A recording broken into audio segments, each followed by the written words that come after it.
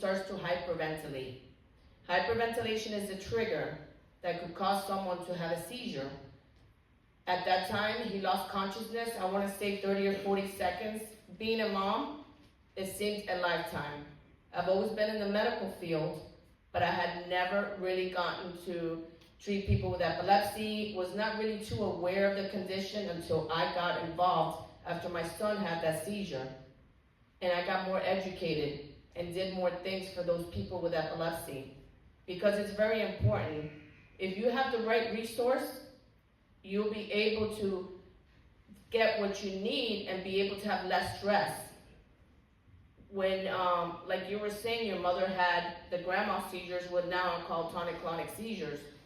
Those seizures, if you don't have the right resource or the right places that you need to go and get medications, medical could be very expensive.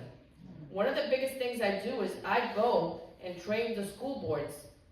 Because imagine all these children that have epilepsy, they do not know how to treat the condition or what to do, and they're always calling 911 every time a child has a seizure. That's why now they have what's called a seizure action plan. They are aware of what kind of seizures they have, what their triggers are, and what we're going to do, because not every seizure is considered a medical emergency. But if you do not know what to do or how to help that person, medical bills could get very expensive, and it could be very frustrating and stressful. Not only because you have someone with epilepsy, but because people do not know how to treat it and what to do, and they're always calling 911. That's why I go into your local libraries, I go and train the staff.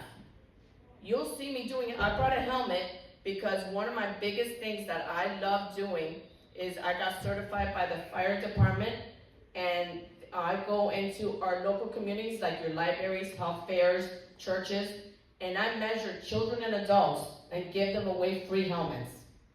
Because traumatic brain injury is one of the worst acquired epilepsy that you can have. Many times not even medication works, because 1 out of 3 individuals will not respond to any kind of treatment or medication, and not always can we do surgery to correct the area that's being impacted. So we are here to be able to bring the resources to you and help you in any way. So if someone you know has been diagnosed with epilepsy or has any seizure disorder, you can contact us.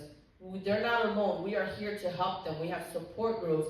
We have case managers that will help them make appointments. If the insurance does not want to pay their medications, we have someone that would advocate for them and get those medications paid for.